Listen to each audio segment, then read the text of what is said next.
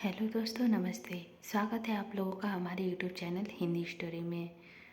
धर्मवीर भारती द्वारा लिखा गया उपन्यास पुनाव का देवता। आज हम लोग सुनेंगे पूरे विस्तार पूर्वक अध्याय 6। इसके पहले के सारे एपिसोड हमने अपने चैनल पर डाला हुआ है 1 से लेके 5 तक। यदि आप लोगों को उसे भी सुनना हो तो जाके सुन सकते हैं और हमें कमेंट में हम अपना राय दे सकते हैं। तो चलिए बिना लेट किए हुए हम लोग शुरू करते हैं। धर्मवीर भारती द्वारा लिखा गया उपन्यास पुनाव का देवता अध्याय 6। सुधा पर इन दिनों घूमना सवार था। सुबह हुई कि चप्पल पानी और गायब। गेसु, कामिनी, प्रभा, लीला, शायद ही कोई लड़की बची होगी जिसके यहाँ जाकर सुधा उधम न मचा आती हो और 4 सुख दुख की बातें न कर आती हो। बिनती को घूमना कम पसंद था। हाँ, जब से कभी सुधा गेसु के यहाँ जाती थी तो बिनती जरूर जाती थी। उसे सुधा के सभी मित्रों में गेसु सबसे ज़्यादा पसंद थी। डॉक्टर शुक्ला ने ब्यूरो में से छुट्टी ले हो चुकी थी, पर वे सुधा का विवाह तय करने की कोशिश कर रहे थे, इसीलिए वह बाहर भी नहीं गए थे। चंदर 1.5 महीने से लगातार मेहनत करने के बाद पढ़ाई लिखाई की ओर से आराम कर रहा था और उसने निश्चित कर लिया था कि अब बरसात से पहले वह किताब छुएगा नहीं। बड़े आराम से दिन कटते थे उसके।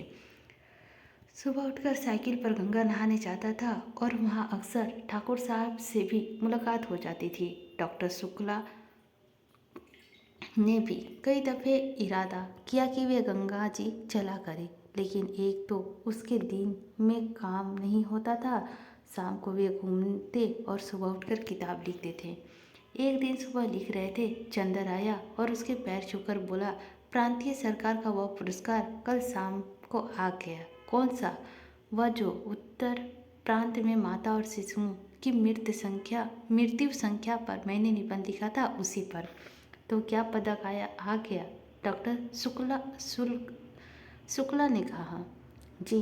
आपकी जेब में से एक मखमली डब्बा निकालकर चंदर ने दिया। पदक बहुत सुंदर था, जगमगाता हुआ स्वर्ण पदक जिसमें प्रांतीय राजमुद्रा अंकित थी।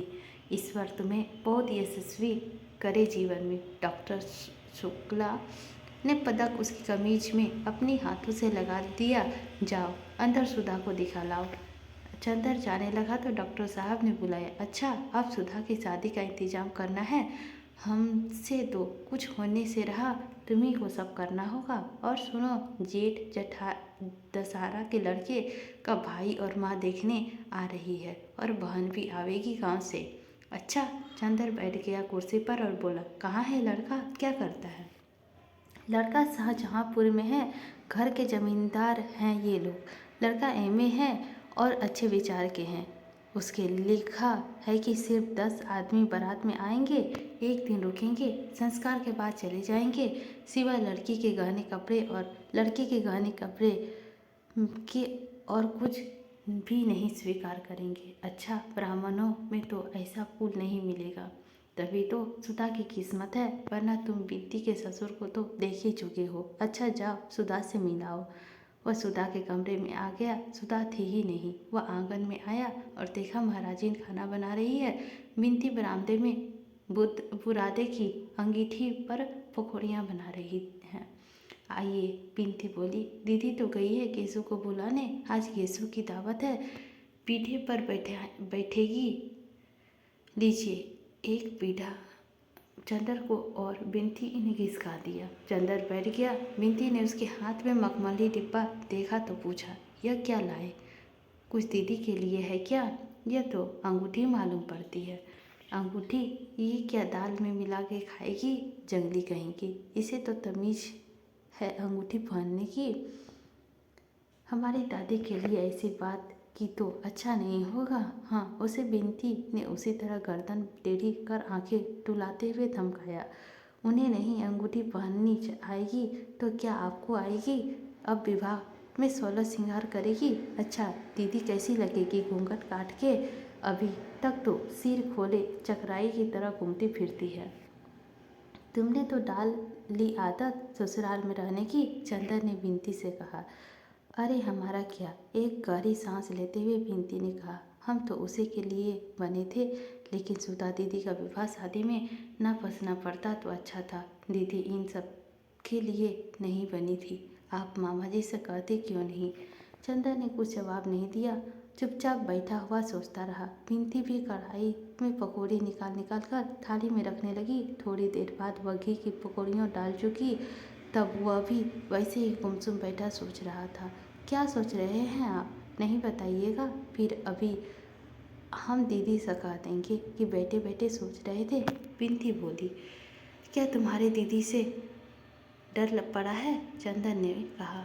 दिल से पूछिए, हमसे नहीं बन सकते आप, बिनती ने मुस्कुरा कर कहा और उसके गालों में फूलों की कटोरे खिल गए। अच्छा, इस डब्बे में क्या है? कुछ प्राइवेट? नहीं जी, प्राइवेट क्या होगा, और वह भी तुमसे? सोने का मेडल है, मिला है मुझे एक लेख पर। और चंदर ने डिब्बा खोलकर दिखला दिया। आहा, ये तो बहुत अच्छा है, हमें दे दीजिए, बिनती बोली। तो क्या करेगी? चंदर ने हंसकर पूछा। अपने आने वाला जीजाजी के लिए कान के बूंदे बनवा लेंगे, बिनती बोली। अरे हाँ, आपको एक चीज़ दिखाएंगे। क्या? यह नहीं बताते। देखिएगा तो उछल पड़िएगा, तो दिखाओ ना। अभी तो दीदी आ रही होगी, दीदी के सामने नहीं दिखाएंगे, सुधा ने छिपाकर। हम कुछ नहीं कर सकते, यह तुम जानती हो, चंदर बोला। छिपाने की बात थोड़े ही है, देखकर तब उन्हें बता दीजिएगा।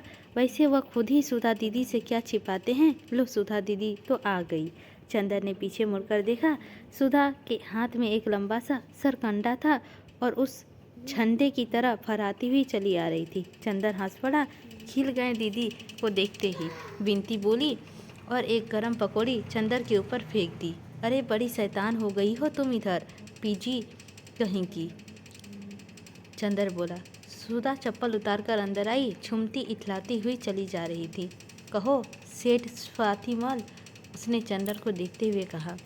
सुबह हुई और पकौड़ी की महक लग गई तुम्हें? पीढ़ा खींचकर उसके बगल में बैठ गई और सरकंडा चंदर के हाथ पर रखते हुए बोली, लो, यह गन्ना घर में बो देना और गंडेरी खाना, अच्छा? और हाथ बढ़ाकर वह डिबिया उठा ली और बोली, इसमें क्या है, खोले या ना खोले? अच्छा, खत तक तो हमारे बिना पूछे खोल लेती है, इसे पूछ के खोलोगी? अरे हमने सोचा शायद इस डिबिया में पंपी का दिल बंद हो, तुम्हारे मित्र है, शायद स्मृति चिन्ह में वही दे दिया हो। और सुधा ने डिबिया खोली तो उछल पड़ी। ये तो उसी निबंध पर मिला है जिसका चार्ट तुम बनाए थे। हाँ, तब तो ये हमारा है, डिबिया अपने वक्ष में छिपाकर सुधा बोली। तुम्हारा ही तो है, मैं अपना कब कहता हूँ, चंदर ने कहा। लगा कर देखें। और उठकर सुधा चल दी।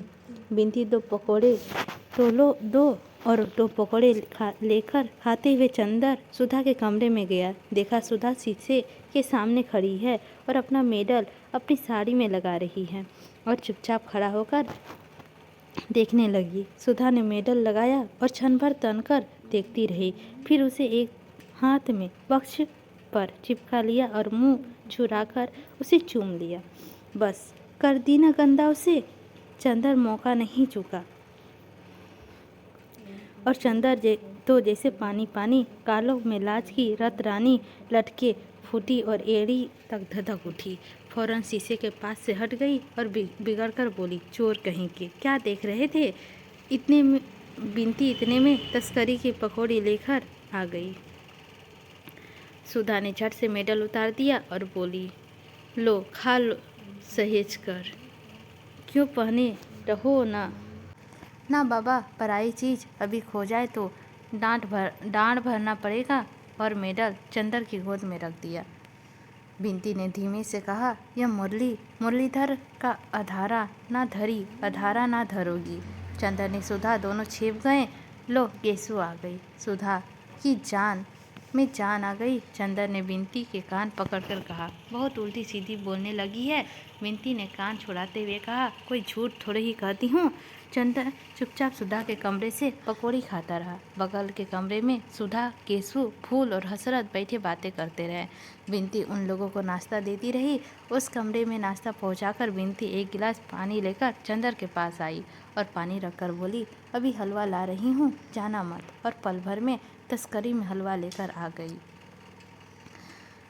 अब मैं चल रहा हूँ, चंदर ने कहा। बैठो, अभी एक चीज़ दिखाएंगे, जरा गेसू से बात कर आएँ। बिनती बड़े भोले स्वर में बोली, आइए हसरत मियाँ। और पल भर में नन्हे मुन्ने से 6 वर्ष का हसरत मियाँ तंजेब का कुर्ता और चूड़ीदार पजामे के पीले रेशम और जैकेट पहने कमरे में खरगोश की तरह उछल आए।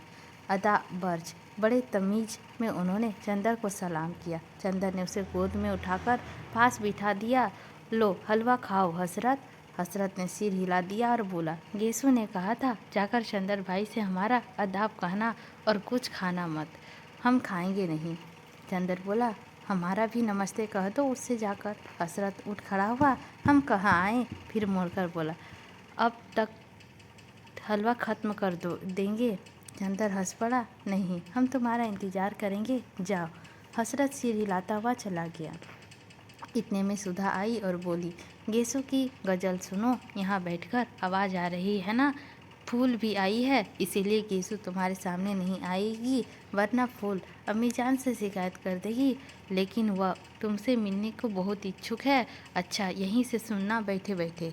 सुधा चली गई। गेसू ने गाना शुरू किया, बहुत महीन, पतली, बेहद मीठी आवाज़ में, जिसमें कसक और नशा दोनों घुले मिले थे। चंदर एक तकिया टेक कर बैठ गया और उनिंदा सा सुनने लगा। गज़ल खत्म होते ही सुधा भाग कर आई। कहो, सुन लिया ना? और उसके पीछे पीछे आया हसरत और सुधा के पैरों में लिपट कर बोला, सुधा, हम हलवा नहीं खाएंगे। सुधा हंस पड़ी, पागल कहेगा, खा लो। और उसने मुंह पर हलवा ठूस दिया। हसरत को गोद में लेकर वह चंदर के पास बैठ गई और गेसू के बारे में बताने लगी। गेसू गर्मियाँ बिताने नैनीताल जा रही है, वहीं अख्तर की अम्मी भी जाएगी और मंगनी की रस्म वहीं पूरी करेगी। अब वह पढ़ेगी नहीं, जुलाई तक उसका निकाह हो जाएगा। कल रात की गाड़ी से जा रही है, ये लो, वगैरह वगैरह।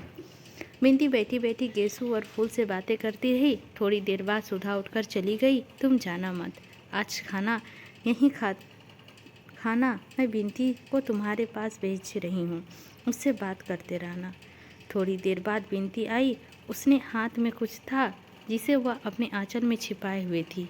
आई और बोली, अब दीदी नहीं है, जल्दी से देख लीजिए। क्या है? चंदर ने ताज्जुब से पूछा। जीजाजी का फ़ोटो, बिनती ने मुस्कुरा कर कहा और एक छोटी सी बहुत कलात्मक फ़ोटो चंदर के हाथ में रख दी। अरे यह तो मिस्र है, कामरेड कैलाश मित्र। और चंदर के दिमाग में बरेली की बातें, लाठीचार्ज, सभी कुछ घूम गया। चंदन के मन में इस वक्त जाने कैसा लग रहा था।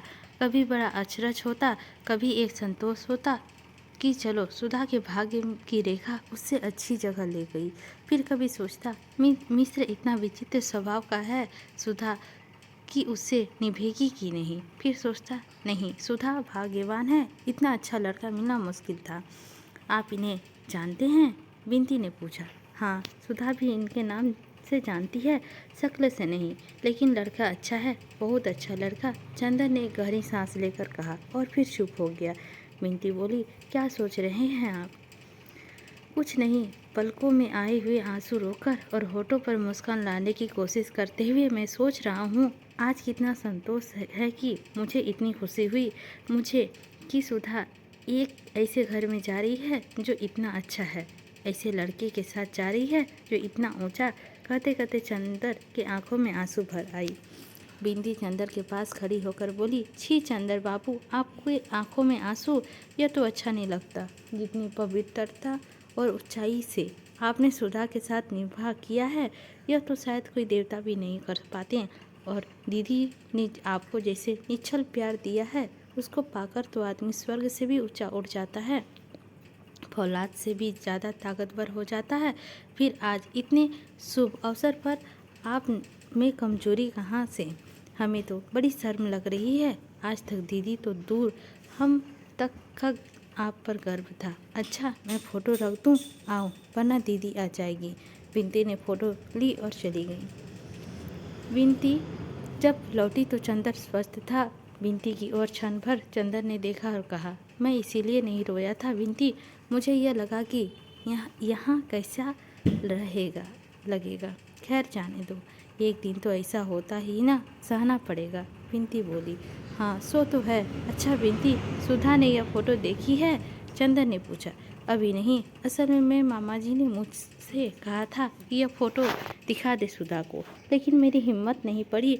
मैंने उससे कह दिया कि चंदर आएंगे तो दिखा देंगे, आप जब ठीक समझे तो दिखा दे। जेठ 18 अगले ही मंगल को है, विनती ने कहा। अच्छा, एक गहरी सांस लेकर चंदर ने पूछा। विनती थोड़ी देर तक चंदन की ओर एकटक देखती रही। चंदन ने उसकी निगाह चुरा ली और बोला, क्या देख रही है विनती? देख रही हूँ, आपके पलकें झपकती है या नहीं? विनती बहुत गंभीरता से बोली। क्यों? इसीलिए कि मैंने सुना है देवताओं के पलकें कभी नहीं गिरती। चंदर एक फीकी हंसी हंसकर रह गया। नहीं, आप मजाक ना समझें, मैंने अपनी ज़िंदगी में इतने लोग देखे, उसमें आप जैसे कोई भी नहीं मिला। कितने ऊंचे हैं आप, कितना विशाल हृदय है आपका। दीदी कितना भाग्यशाली है। चंदर ने कुछ जवाब नहीं दिया। जाओ फ़ोटो ले जाओ, उनसे कहा आज ही दिखा दूं। जाओ खाना भी ले आओ। अब घर जाकर क्या करना है? पापा का खाना खिलाने के बाद चंदर और सुधा खाने बैठे। महाराजिन चली गई थी, इसीलिए बिनती सेक सेक कर रोटी दे रही थी। सुधा एक रेशमी सानिया पहने चौके के अंदर खा रही थी और चंदर चौके के बाहर। सुबह से कच्चे खाने से डॉक्टर शुक्ला बहुत छूत छात के विचार रखते थे। देखो आज बिनती ने रोटी बनाई है तो कितना मीठा लग रही है। एक तुम बनाती हो कि मालूम पड़ता है रोटी है या सुक्ता। चंदन ने सुधा को चिढ़ाते हुए कहा। सुधा ने हंसकर कहा, हमें बिनती से लड़ने की कोशिश कर रहे हो? बिनती से हमारी ज़िंदगी भर की लड़ाई नहीं हो सकती। अरे हम सब समझते हैं कि इनकी बात। बिनती ने रोटी पलटते हुए कहा। और जब सुधा सिर झुकाकर खाने लगी तो बिनती के आँख के इशारे से पूछा, कब दिखाओगे? चंदन ने सिर हिलाया और फिर सुधा से बोला, तुम उन्हें चिट्ठी लिखोगी?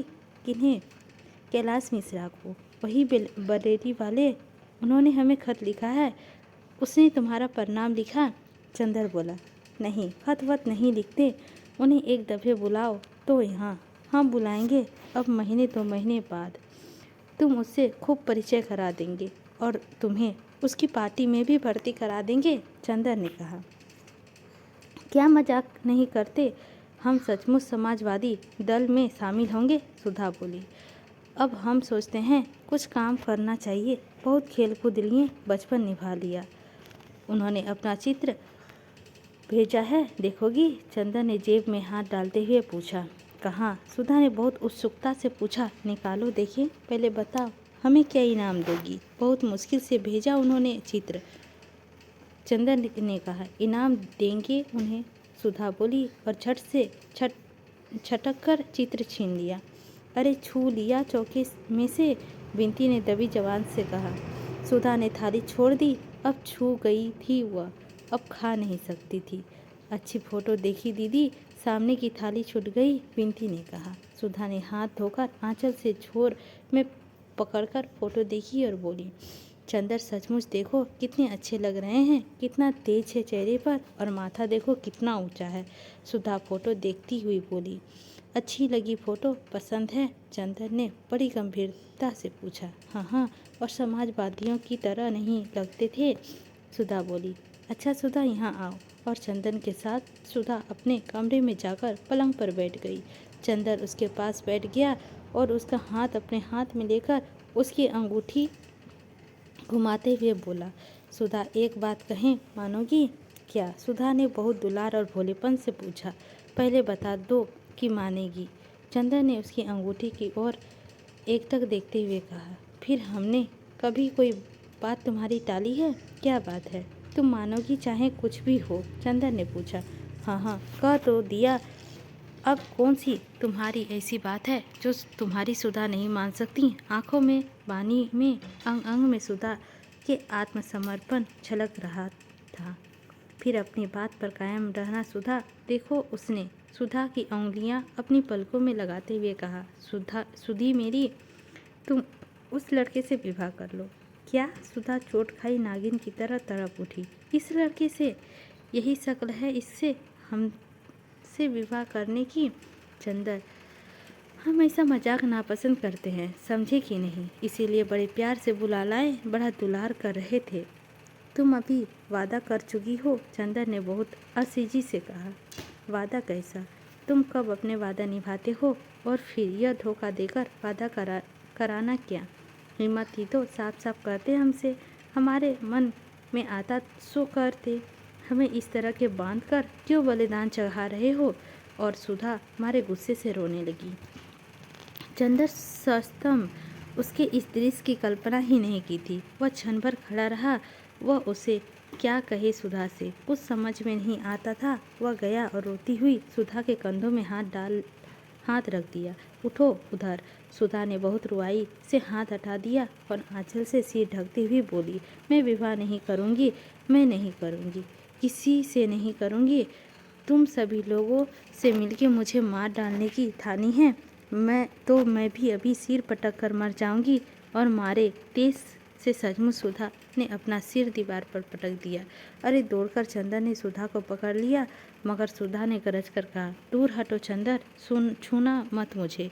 और जैसे उसने जाने कहाँ से ताकत आ गई, उसने अपने को छुड़ा लिया। चंदर ने दबी जबान से कहा, छी सुधा, यह तुमसे उम्मीद नहीं थी मुझे। यह भावुकता तुम्हें शोभा नहीं देती। बातें कैसे कर रही है तुम? हम वही चंदर है ना? पगली, चुप रहो। चंदर, हमें तुम्हारी बोली जहर लगती है। सुधा, यह फोटो तुम्हें पसंद है? तुम्हारी जवान हिली कैसी? शर्म नहीं आई तुम्हें? हम कितना मानते थे पापा को, कितना मानते थे तुम्हें। हमें यह मालूम नहीं था कि तुम लोग ऐसा करोगे। थोड़ी देर चुपचाप सिसकती रही सुधा और फिर धधक कर उठी। कहाँ है वो फोटो? लाओ, अभी मैं जाऊंगी पापा के पास। मैं कहूँगी उनसे, हाँ, मैं इस लड़के से को पसंद करती हूँ। वह बहुत अच्छा है, बहुत सुंदर है, लेकिन मैं उनसे शादी नहीं करूँगी। मैं किसी से शादी नहीं करूँगी। झूठी बात है। और उठकर पापा के कमरे की ओर जाने लगी। खबरदार जो कदम बढ़ाया। चंदर ने डांट कर कहा, बैठो इधर। मैं नहीं रुकूंगी। सुधा ने अकड़ कर कहा, नहीं रुकोगी? नहीं रुकूंगी। और चंदर ने हाथ तेज से उठाकर एक भरपूर तमाशा सुधा के गाल पर पड़ा। सुधा ने गाल पर नीली अंगुलियां उपट गई। वह सस्तम जैसे पत्थर बन गई हो। आंखों में आंसू जम गए, पलकों में निगाहें जम गई, होठों में आवाज़ें जम गई और सीने में सिसकियां जम गई। चंदर ने एक बार सुधा की ओर देखा और कुर्सी पर जैसे गिर पड़ा और सिर पटक कर बैठ गया। सुधा कुर्सी के पास जमीन पर बैठ गई। चंदर के घुटनों पर सिर रख दिया। भारी आवाज़ में बोली, चंदर, देखे तुम्हारे हाथ में चोट तो नहीं आई? चंदर ने सुधा की ओर देखा, एक ऐसा निगाह में जिसमें कब्र मुंह फाड़कर जुम्हाई ले रही थी। सुधा एकाएक फिर सिसक पड़ी और चंदर के पैरों पर सिर रखकर बोली, चंदर, सचमुच मुझे अपने आश्रय से निकाल कर ही मानोगे? चंदर, मजाक की बात दूसरी है, जिंदगी में तो दुश्मनी मत निकाला करो।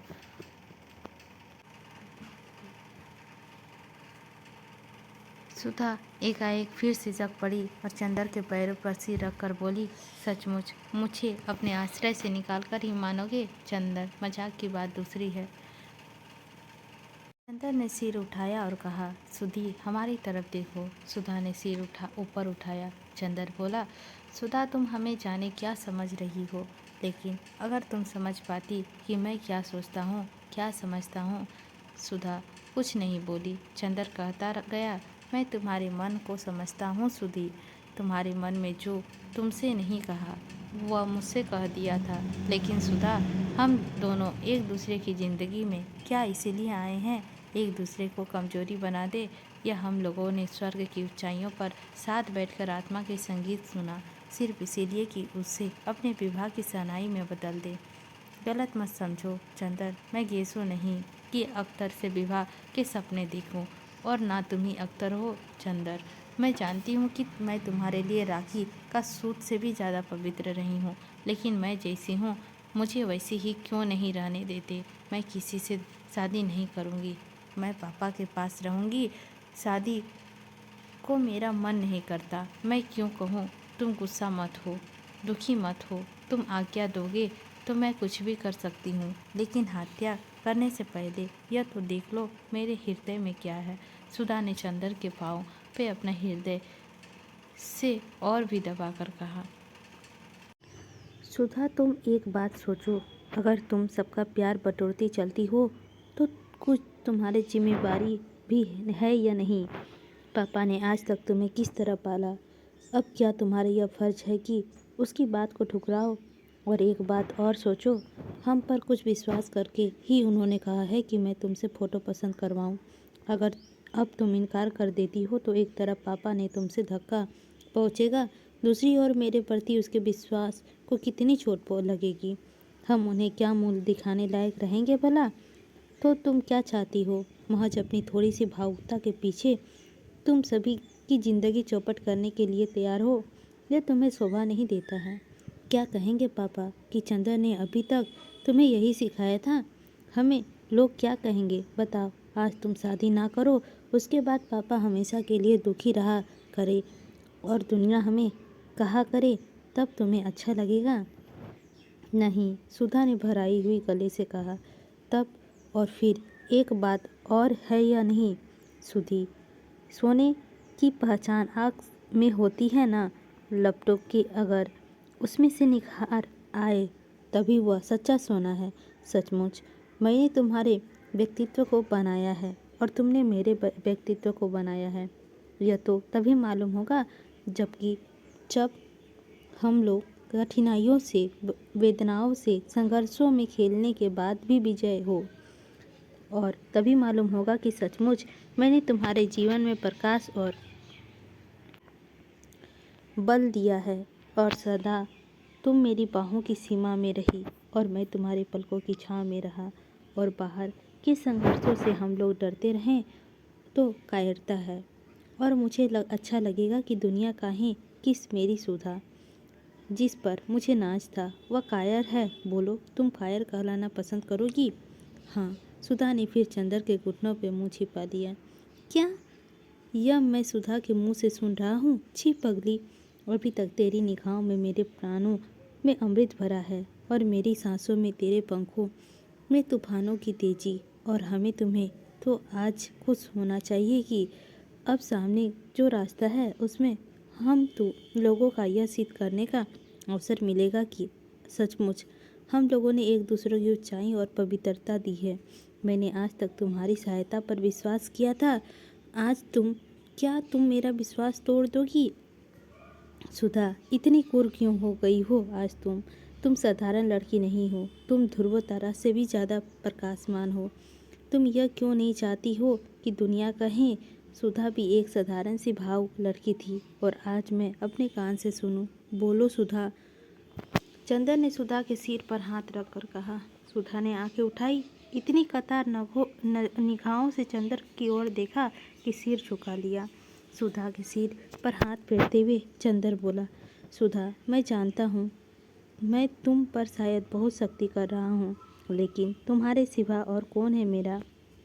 बताओ, तुम्ही पर अपना अधिकार ही आजमाना चाहता हूँ। विश्वास करो मुझ पर सुधा। जीवन में अलगाव, दूरी, दुख और पीड़ा आदमी को महान बना सकती है। भावुकता और सुख हमें ऊंचा नहीं उठाते। बताओ सुधा, तुम्हें क्या पसंद है? मैं ऊंचा उठूँ तुम्हारे विश्वास के सहारे, तुम ऊंची उठो मेरे विश्वास के सहारे। इससे अच्छा अवसर और क्या है सुधा? चाहो तो मेरे जीवन का एक पवित्र साधन बना लो, चाहो तो एक छिछली अनुभूति। सुधा ने एक गहरी सांस ली, क्षण भर घड़ी की ओर देखा और बोली, इतनी जल्दी क्या है अभी चंदर? तुम जो कहोगे मैं कर लूँगी। और फिर वह सिसकने लगी, लेकिन इतनी जल्दी क्या है अभी? मुझे पढ़ लेने दो। नहीं, इतना अच्छा लड़का फिर नहीं मिलेगा, और इस लड़की के साथ तुम वहाँ भी पढ़ सकती हो। मैं जानता हूँ उसे, वह देवताओं से निश्चल है।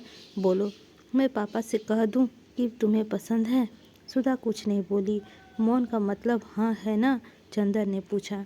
सुधा ने कुछ नहीं कहा, झुककर चंदर के पैरों को अपनी होठों से छू लिया और पलकों से 2 आंसू चूर पड़े। चंदर ने सुधा को उठा लिया और उसके माथे में हाथ रखकर कहा, ईश्वर तुम्हारी आत्मा को सदा ऊंचा बनाएगा सुधा। उसमें एक गहरी सांस लेकर कहा, मुझे तुम पर गर्व है, और फोटो उठाकर बाहर चलने लगा। कहाँ जा रहे हो? जाओ मत। सुधा ने उसका कुर्ता पकड़कर बड़ी अजीबी से कहा, मेरे पास रहो, तबीयत घबराती है। चंदर पलंग पर बैठ गया। सुधा तकिए पर सिर रखकर लेट गई और फटी फटी पथराई आंखों से जाने क्या देखने लगी। चंदर भी चुप था, बिल्कुल खामोश। कमरे में सिर्फ घड़ी चल रही थी, टिक टिक। थोड़ी देर बाद सुधा ने चंदर के पैरों को अपने तकिए के पास खींच लिया और उसके तलवों पर होठ रखकर उसके मुंह छिपकर चुपचाप लेती रही। बिनती आई, सुधा हिली भी नहीं। चंदर ने देखा वह सो गई थी। बिनती ने फोटो उठाकर इशारे से पूछा, मंजूर? हाँ। बिनती ने बजाय खुश होने से चंदर की ओर देखकर सिर झुका लिया और चली गई। सुधा सो रही थी और चंदर के तलवों में उसकी नरम कुंवारी सांसें गूंज रही थी। चंदर बैठा रहा चुपचाप। उसकी हिम्मत ना पड़ी कि वह हिले और सुधा की नींद तोड़े। थोड़ी देर बाद सुधा ने करवट बदली तो वह उठकर आंगन के सोफे पर जाकर लेट रहा और जाने क्या सोचता रहा। जब उठा तो देखा धूप ढल गई है और सुधा उसके सिरहाने बैठी उसे पंखा झाल रही है। उसने सुधा की एक अपराधी जैसी कतार निगाहों से देखा और सुधा ने बहुत दर्द से आंखें फेर लिया और ऊंचाइयों पर आखिरी सांसें लेती हुई मरणासन धूप पर की ओर देखने लगी। चंदर उठा और सोचने लगा तो सुधा बोली, कल आओगे कि नहीं? क्यों नहीं आऊँगा? चंदर बोला, मैंने सोचा शायद अभी से दूरी होना चाहते हो। एक गहरी सांस लेकर सुधा बोली और पंखे की ओट में आंसू पोंछ लिया। चंदर दूसरे दिन सुबह नहीं आया। उसकी थीसिस का बहुत सा भाग टाइप होने वाला था, होकर आ गया था। उसे बैठकर वह सुधार रहा था, लेकिन साथ ही पता नहीं क्यों उसे साहस नहीं हो रहा था कि वहाँ जाने का। लेकिन मन पर एक चिंता थी कि सुधा की वह कल से बिल्कुल मुरझा गई थी। चंदर को अपने ऊपर कभी कभी क्रोध आता था, लेकिन वह जानता था कि यह तकलीफ का रास्ता ठीक रास्ता है। वह अपनी जिंदगी में सस्तेपन के खिलाफ था, लेकिन उसके लिए सुधा की पलक का एक आंसू भी देवता की तरह था और सुधा के फूलों जैसे चेहरे पर उदासी का एक रेखा भी उसे पागल बना देती थी। सुबह पहले तो वह नहीं गया, बाद में स्वयं उसे पछतावा होने लगा। वह अधीरता से 5 बजने का इंतजार करने लगा। 5 बजे वह साइकिल लेकर पहुंचा और देखा सुधा और बिनती दोनों नहीं हैं। अकेले डॉक्टर शुक्ला अपने कमरे में बैठे हैं। चंदर गया। आओ, सुधा ने तुमसे कह दिया उसे पसंद है? डॉक्टर शुक्ला ने पूछा। हाँ, उसे कोई एतराज़ नहीं, चंदर ने कहा। मैं पहले से जानता था सुधा मेरी इतनी अच्छी है, इतनी सुशील है कि मेरी इच्छा का उल्लंघन तो कर नहीं सकती। लेकिन चंदर, कल से उसने खाना पीना छोड़ दिया है। बताओ इससे क्या फ़ायदा? मेरे बस में क्या है? मैं उसे हमेशा तो रख नहीं सकता, लेकिन अगर सुबह खाते वक्त बैठी भी नहीं मेरे पास, बताओ उसका गला भर आया, बताओ मेरा क्या कसूर है? चंदर चुप था।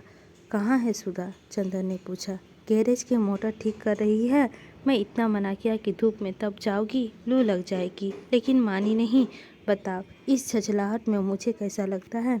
वृद्ध पिता का कतार स्वर्ग में, डॉक्टर ने कहा। जाओ चंदर, तुम ही समझाओ, मैं क्या करूं? चंदर उठकर गया। मोटर गैरेज में काफ़ी गर्मी थी, लेकिन बिनती वहीं एक चटाई बिछाए सो रही थी और सुधा इंजन का कवर उठाए मोटर साफ करने में लगी हुई थी। बिनती बेहोश सो रही थी। तकिया चटाई से हटकर जमीन पर चला गया था और चोटी फर्श पर सोई हुई नागिन की तरफ पड़ी थी। बिनती का एक हाथ छाती पर था और एक जमीन पर आंचल पर रखकर चंदर बन गया था। चंदर ने जाते ही सुधा का मुंह फेर कर देखा। चंदर आओ। क्षीण मुस्कुराहट उसके होठों पर दौड़ गई, लेकिन इस मुस्कुराहट में उल्लास लौट चुका था, रेखाएं बाकी थी। सहसा उसने मुड़कर देखा। बिनती, अरे कैसा घोड़ा बेचकर सो रही है? उठ, चंदर आए हैं। बिनती ने आंखें खोली, चंदन की ओर देखा, लेटे ही लेटे नमस्ते किया और आंचल संभालकर फिर करवट बदलकर सो गई। बहुत सोती है कम वक्त, सुधा बोली। इतना कहा इससे कमरे में जाकर पंखे में सो, लेकिन नहीं, जहाँ दीदी रहेगी वहीं यह भी रहेगी। मैं गैरेज में ही हूँ तो यह कैसा कमरे में रहे, वही मरेगी जहाँ मैं मरूंगी। तो तुम्हें क्यों गैरेज में थी, ऐसी क्या ज़रूरत थी अभी ठीक करने की, चंदर ने कहा। लेकिन कोशिश करने पर भी सुधा ने आज डांट नहीं पा रहा था। पता नहीं कहाँ पर क्या टूट गया था। नहीं चंदर, तबीयत ही नहीं अच्छी लग रही थी, क्या करती। क्रोशिया उठाई, वह भी रख दिया। कविता उठाई, वह भी रख दी। कविता वगैरह में तबीयत नहीं लगी। मन में आया कोई कठोर काम हो, कोई नीरस काम हो, लोहे लक्कड़ पीतल फौलाद का, तो मन लग जाए। तो चली आई मोटर ठीक करने। क्यों कविता में तकलीफ नहीं लगी? क्यों कविता में तबीयत नहीं लगी? ताजुब है केशु के साथ बैठकर। तुम तो कविताओं में घंटों गुजार देती थी, चंदर बोला। उन दिनों शायद किसी को प्यार करती रही हूँ, तभी कविता में मन लगता था। सुधा उस दिन की पुरानी बात याद करने बहुत उदास हंसी। अब प्यार नहीं करती होंगी, अब तबीयत नहीं लगती। बड़ी फीकी, बड़ी बेजार, बड़ी बनावटी लगती है ये कविताएं। मन के दर्द के आगे सभी फीकी हैं। और फिर वह उन्हीं पुर्जों में डूब गई। चंदर ने चुपचाप मोटर की खिड़की से टिककर खड़ा हो गया और चुपचाप कुछ सुनने लगा। सुधा ने बिना सिर उठाए झुके एक हाथ में एक तार लपेटते हुए कहा, चंदर, तुम्हारे मित्र का परिवार आ रहा है इसी मंगल को, तैयारी करो जल्दी। कौन परिवार सुधा? हमारे जेठ और सास आ रहे हैं इसी बैसाखी हमें देखने। उन्होंने तिथि बदल दी है तो अब 6 ही दिन रह गए हैं। चंदर कुछ नहीं बोला। थोड़ी देर बाद सुधा फिर बोली, अगर उचित समझो तो कुछ पाउडर क्रीम ले आना, लगाकर जरा गोरे हो जाएं तो शायद पसंद आ जाए। क्यों, ठीक है ना? सुधा ने बड़ी विचित्र सी हंसी और सिर उठाकर चंदर की ओर देखा। चंदर चुप था, लेकिन उसकी आंखों में अजीब सी पीड़ा थी और उसके माथे पे बहुत ही करुणा छा। सुधा ने कवर गिरा दिया और चंदर के पास जाकर बोली, क्यों चंदर, बुरा मान गए हमारी बात का? क्या करे चंदर, कल से हम मजाक करना भी भूल गए। मजाक करते हैं तो व्यंग बन जाता है। लेकिन हम तुमको कुछ कह नहीं रहे हैं चंदर, उदास ना हो। बड़े ही दुलार से सुधा बोली, अच्छा हम कुछ नहीं कहेंगे। और उसने अपना आंचल संभालने के लिए हाथ उठाया। हाथ में कालोंच लग गई थी। चंदर समझा मेरे कंधे में हाथ रख रही है सुधा। वह अलग हटा तो सुधा उसके हाथ देकर बोली, घबराओ ना देवता, तुम्हारी उज्जवल साधना की कालिख नहीं लगाऊंगी, अपने आंचल में पोंछ लूंगी। और सचमुच आंचल में हाथ पोंछकर बोली, चलो अंदर चले, उठ बिनती बिलैया कहीं की। चंदर को सोफे पर बिठाकर उसी के बगल में सुधा बैठ गई और उंगलियां तोड़ते हुए कहा, चंदर, सिर में बहुत दर्द हो रहा है। मेरे सिर में दर्द होगा नहीं तो और क्या। इतनी तासीब से मोटर बना रही थी, पापा कितने दुखी हो रहे थे आज। तुम्हें इस तरह करना चाहिए, क्या फ़ायदा हुआ? ना ऐसे दुखी किया, वैसे दुखी कर लिया, बात तो वही रही ना। तारीफ तो तब थी कि तुम अपनी दुनिया में अपने हाथ से आग लगा देती और चेहरे का सिकन ना आती। अभी तक दुनिया में सभी ऊंचाई समेटकर भी बाहर से वही बचपन कायम रखना था तुम्हें। तो अब दुनिया का सारा सुख अपने हाथ में से लुटाने पर भी वही बचपन, वही उल्लास क्यों नहीं कायम रहती? बचपन? सुधा हंसी। बचपन अब खत्म हो गया है चंदर, अब मैं बड़ी हो गई। वह बड़ी हो गई कब से? कल दोपहर से चंदर। चंदर चुप। थोड़ी देर बाद फिर स्वयं सुधा ही बोली, नहीं चंदर, 2-3 दिन में मैं ठीक हो जाऊंगी, तुम घबराओ मत। मैं मृत सैया में पर भी जाऊंगी तो तुम्हारे आदेश पर हंस सकती हूँ। और फिर सुधा गुमसुम बैठ गई। चंदर चुपचाप सोचता रहा और बोला, सुधी, मेरा तुम्हें कुछ भी ध्यान नहीं है। और किसका है चंदर? तुम्हारा ध्यान ना होता तो देखती मुझे कौन झुका सकता था। आज से सालों पहले जब पापा के पास आई थी तो मैंने कभी ना सोचा था कि कोई भी होगा जिससे सामने मैं इतना झुक जाऊं। अच्छा चंदर, मैं बहुत उचट रहा है, मन बहुत उचट रहा है, चलो कहीं घूम आए, चलोगे? चलो, चंदर ने कहा। जाएं, बिनती को जगह आए, वह कमबख्त अभी बड़ी सो रही है। सुधा उठकर चली गई। थोड़ी देर से बिनती आंख मलते बगल में चटाई दाबे आई और फिर बरामदे में बैठकर उगने लगी। पीछे पीछे सुधा आई और चोटी खींचकर बोली, चल तैयार हो, चलेंगे घूमने। थोड़ी देर में तैयार हो गए। सुधा ने जाकर मोटर निकाली और बोली चंदर से, तुम चलाओगे या हम? आज हम ही चलाएं, चलो। किसी पेड़ से लड़ा दे मोटर आज। अरे बाप रे, पीछे बिनती चिल्लाई, तब हम नहीं जाएंगे। सुधा और चंदर दोनों ने मुड़कर उसे देखा और उसकी घबराहट देखकर दंग रह गए।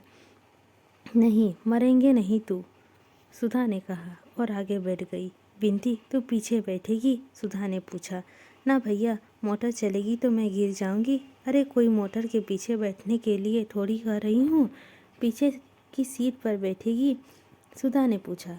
ओह, मैं समझी, तुम कह रही हो पीछे बैठने के लिए, जैसे बग्घी में साइस बैठते हैं। हम तुम्हारे पास बैठेंगे, बिनती ने मचलकर कहा। अब तेरा बचपन इठला रहा है, बिल्ली कहीं की। चला मेरे पास। बिनती मुस्कुराती हुई जाकर सुधा के बगल पर बैठ गई।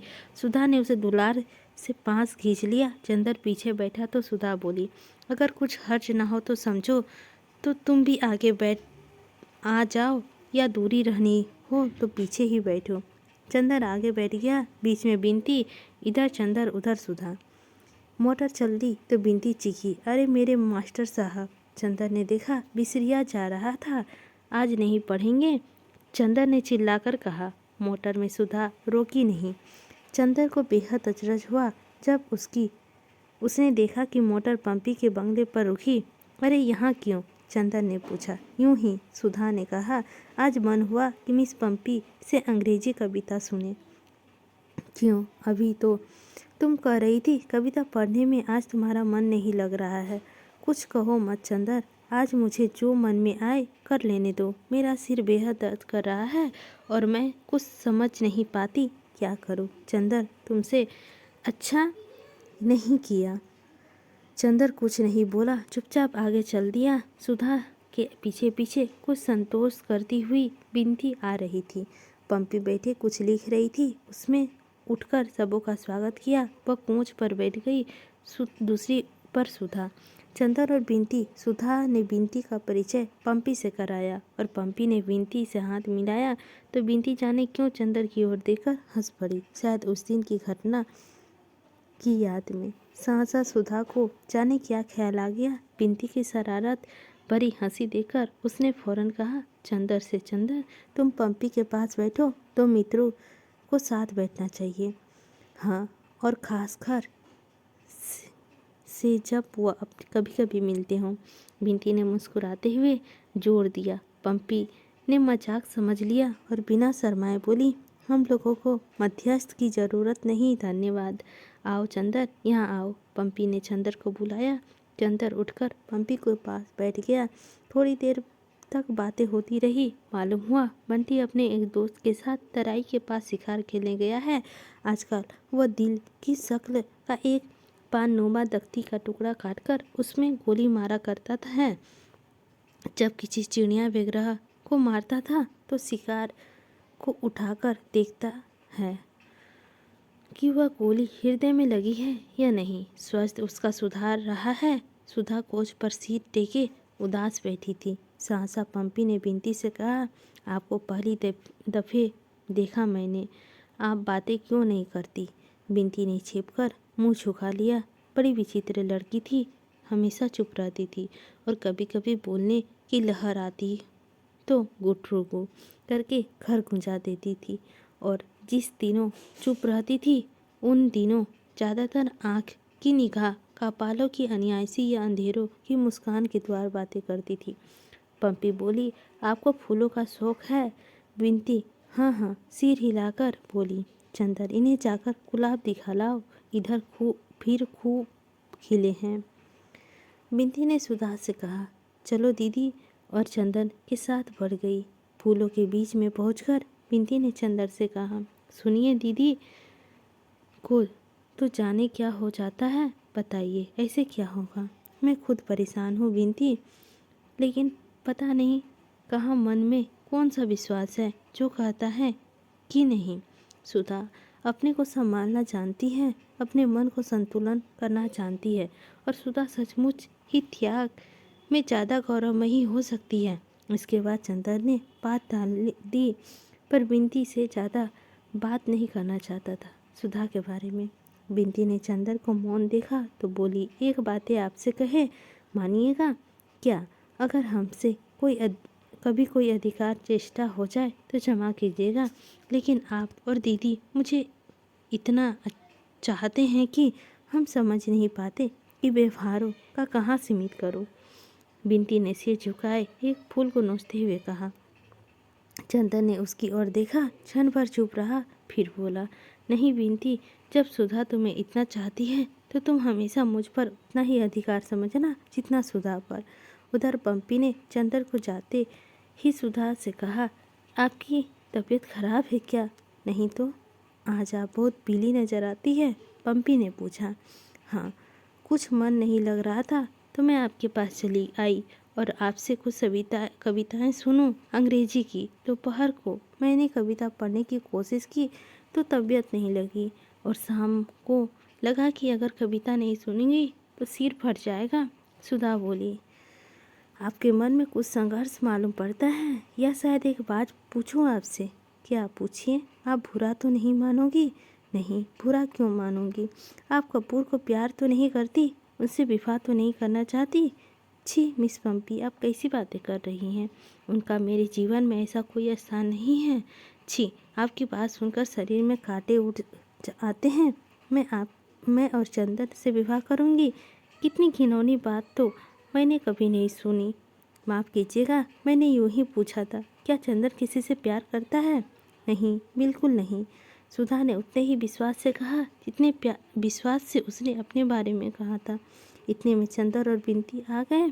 सुधा बोली अधीरता से, मेरे एक एक क्षण काटना मुश्किल हो रहा है, आप शुरू कीजिए कुछ गाना। कपूर, क्या सुनोगे? पंपी ने कहा। अपने मन से सुनाओ।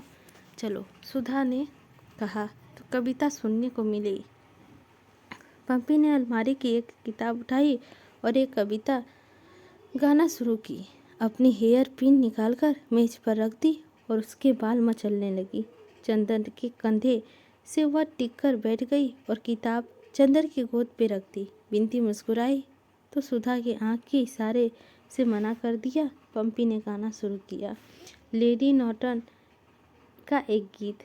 मैं तुम्हें प्यार नहीं करती हूँ ना, मैं तुमसे प्यार नहीं करती हूँ, फिर मैं उदास रहती हूँ, मैं जब तुम मेरे पास नहीं होते हो, और मैं उस चमकदार नीले आकाश से भी ईर्ष्या करती हूँ जिसके नीचे तुम खड़े होगे और जिसके सितारे तुम्हें देख सकते हैं। चंदन ने पंपी की ओर देखा। सुधा ने अपनी वक्ष में अपना सिर झुका लिया। पंपी ने एक पद समाप्त एक गहरी सांस ली और फिर शुरू किया। मैं तुम्हें प्यार नहीं करती हूँ, फिर भी तुम्हारी बोलती हुई आंखें जिसकी नीलिमा में गहराई, चमक और अभिव्यक्ति है, मैं नीनी शेष पलकों को जगाते अर्धरात्रि के आकाश में नाच जाती है, और किसी की आंखों के बारे में ऐसा नहीं होता। सुधा ने बिंदी को अपने पास खींच लिया और उसके कंधे पर सिर टेककर बैठ गई। पंपी गाती रही। ना मुझे मालूम है कि मैं तुम्हें प्यार नहीं करती हूँ, लेकिन फिर भी कोई शायद मेरे दिल पर विश्वास नहीं करेगा, और अक्सर देखा कि तुम लोग देखकर मुस्कुरा देते हैं, क्योंकि मैं इधर एक तक देखती हूँ जिधर से तुम आया करते हो। गीत का स्वर बड़े स्वाभाविक ढंग से उठा, लहराने लगा, काँप उठा और फिर धीरे धीरे एक करुण सिसकती हुई लय में डूब गया। गीत खत्म हुआ तो सुधा ने सिर बिंदी के कंधे पर था और चंदर के हाथ पंपी के कंधों पर। चंदर थोड़ी देर सुधा की ओर देखता रहा, फिर पंपी से एक हल्की सुनहरी लठ से खेलते हुए बोला, पंपी तुम बहुत अच्छा गाती हो। अच्छा, आश्चर्यजनक। कहो चंदर, पंपी इतनी अच्छी है तो तुम कभी नहीं बताया था, हमें फिर कभी सुनाएगा। सुधा घबरा गई। हाँ हाँ मिस शुक्ला, काश की बजाय लेडी नाइट का ये गीत आपने लिखा होता। सुधा घबरा गई। चलो चंदर चले अब, चलो। उसने चंदर का हाथ पकड़कर खींच लिया। मिस पंपी अब फिर कभी आएंगे, आज मेरा मन ठीक नहीं है। चंदर ड्राइव करने लगा। बिनती बोली, हमें आगे हवा लगती है, हम पीछे बैठेंगे। कार चली तो सुधा बोली, अब मन कुछ शांत है चंदर। इससे पहले तो मन में कैसे तूफान आपस में लड़ रहे थे, कुछ समझ में नहीं आता। अब तूफान बीत गए, तूफान के बाद की खामोशी उदासी है। सुधा ने गहरी सांस ली। आज जाने क्यों बदन टूट रहा है। बैठे ही बैठे बदन उमड़ते हुए कहा। दूसरे दिन चंदर गया तो सुधा का बुखार आ गया था। अंग अंग जैसे टूट रहा हो और आंखों में एक ऐसी तीखी जलन की मानो किसी के ने अंगारे भर दिया हो। रात भर वह बेचैन रही, आधी पागल सी रही। उसने तकिया, चंदर, पानी के गिलास सभी उठाकर फेंक दिया। बिनती को कभी बुलाकर पास बिठा लेती, कभी उसे दूर ढकेल देती। डॉक्टर साहब परेशान रात भर सुधा के पास बैठे, कभी उनका माथा, कभी उसकी तलवा में बर्फ मलते रहे। डॉक्टर घोष ने बताया, यह कल की गर्मी का असर है। बिनती ने एक बार पूछा, चंदर को बुलवा दें? तो सुधा ने कहा, नहीं, मैं मर जाऊं तो मेरे जीते जी नहीं। बिनती ने ड्राइवर से कहा, चंदर को बुला लाओ। तो सुधा ने बिगड़ कर कहा, क्यों तुम सब मेरी जान लेने पर तुले हो? और उसके बाद कमजोरी से हाँफने लगी। डॉक्टर चंदर को बुलाने नहीं किया। जब चंदर पहुंचा तो डॉक्टर साहब रात भर के जागरण के बाद उठकर नहाने धोने जा रहे थे। पता नहीं सुधा को क्या हो गया है। कल से इस वक्त तो कुछ शांत है, पर रात भर बुखार और बेहद बेचैनी रही है और एक ही दिन में इतनी चिड़चिड़ी हो गई है कि बस। डॉक्टर साहब ने चंदर को देखते ही कहा। चंदर जब कमरे में पहुंचा तो देखा सुधा आंख बंद किए हुए लेटी है और बिनती उसके सिर पर आइस बैग रखे हुए है। सुधा का चेहरा पीला पड़ गया है और मुंह पर जाने कितनी ही रेखाओं का उलझन है। आंखें बंद है और पलकों के नीचे से अंगारे का आंच छान कर आ रहा है। चंदन की आहट पाते ही सुधा ने आंखें खोली। अजीब सी आग्नेय निगाहों से चंदन की ओर देखा और बिनती से बोली, बिनती इनसे कह दो यहाँ से जाए। बिनती ससम चंदन नहीं समझा, पास आकर बैठ गया और बोला, सुधा क्यों पड़ गई ना? मैंने आज कहा था कि गैरेज में मोटर साफ मत करो। परसों इतना रोई, सिर पटका, कल धूप खाई, आज पड़ गई। कैसी तबीयत है? सुधा उधर खिसक गई और अपने कपड़े समेट लिया, जैसे चंदर की छाम से भी बचना चाहती है, और तेज कड़वी और हाँफती हुई आवाज़ में बोली, बिनती इनसे कह दो जाए यहाँ से। चंदर चुप हो गया और एकटक सुधा को देखने लगा। सुधा की बात में जैसे चंदर का मन मरोड़ दिया। कितनी गहरियत से बात कर रही है सुधा आज। सुधा जो उसके अपने व्यक्तित्व से ज़्यादा अपनी थी, आज किसी स्वर्ग में बोल रही है। सुधी, क्या हो गया है तुम्हें? चंदर ने बहुत आहत हो तो दुलार भरी आवाज़ में पूछा। मैं कहती हूँ जाओगे नहीं तुम? फुफुक कर सुधा बोली। कौन हो तुम? मेरी बीमारी पर सहानुभूति प्रकट करने वाले, मेरी कुशल पूछने वाले। मैं बीमार हूँ, मैं मर रही हूँ, तुमसे मतलब तुम कौन हो? मेरे भाई हो?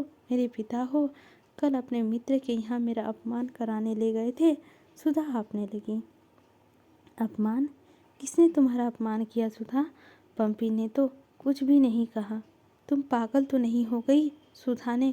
चंदर ने सुधा के पैरों पर हाथ रखते हुए कहा। पागल हो नहीं गई तो क्या हो जाऊंगी? उसने पैर हटा लिया। तुम, पंपी, गेसु, पापा, डॉक्टर सब लोग मिलकर मुझे पागल कर दोगे। पापा कहते हैं विवाह करो, पंपी कहती है मत करो, गेसु कहती है तुम प्यार करती हो, और तुम कुछ भी नहीं कहते। तुम मुझे इस नरक से बख्श दो, से बुलाते देख रहे हो और बजाय इसके कि तुम कुछ कहो, मैंने मुझे खुद ही भट्टी में धकेल दिया। चंदर, मैं पागल हूँ, मैं क्या करूँ? सुधा बड़े कतार स्वर्ग से बोली। चंदर चुप था, सिर्फ सिर झुकाए हाथों में माथा रखे बैठा था। सुधा थोड़ी देर हाँफती रही, फिर बोली, तुम्हें क्या हक था कल पंपी के यहाँ ले जाने का? उसने क्यों कल गीत में कहा कि मैं तुम्हें प्यार करती हूँ? सुधा बोली। चंदर ने बिनती की ओर देखा। क्यों बिनती? बिनती से मैं कुछ नहीं छिपाता। क्यों पंपी? मैं कल कहा मैं तुम्हें प्यार करती नहीं करती। मेरा मन मुझे धोखा नहीं दे सकता। मैं तुमसे सिर्फ जाने क्या करती हूँ। फिर पंपी ने कल ऐसी बात क्यों कही? मेरे रोम रोम में जाने कौन सा ज्वालामुखी धधक उठता है ऐसी बातें सुनकर। तुम क्यों पंपी के यहाँ ले गए? तुम खुद गई थी सुधा। चंदर बोला। तो तुम रोक नहीं सकते थे? तुम कह देते मत जाओ तो मैं कभी नहीं जा सकती थी। तुमने क्यों नहीं रोका? तुम हाथ पकड़ लेते, तुम डांट देते। तुमने क्यों नहीं डांटा? एक ही दिन में तुम्हारी गैर हो गई तो फिर क्यों आए हो? यहाँ से जाओ, मैं कहती हूँ जाओ यहाँ से। दांत पीसकर सुधा बोली। सुधा, मैं तुम्हारी बोली नहीं सुनना चाहती। चाहते हो कि नहीं? और सुधा ने अपने माथे पर से उठकर आइस बैग फेंक दिया। पिंटी चौंक उठी। चंदर चौंक उठा। उसने मुड़कर देखा कि सुधा की ओर। सुधा का चेहरा डरावना लग रहा था। उसका मन रो आया। वो उठा, क्षण भर सुधा की ओर देखता रहा और धीरे धीरे कमरे से बाहर चला गया।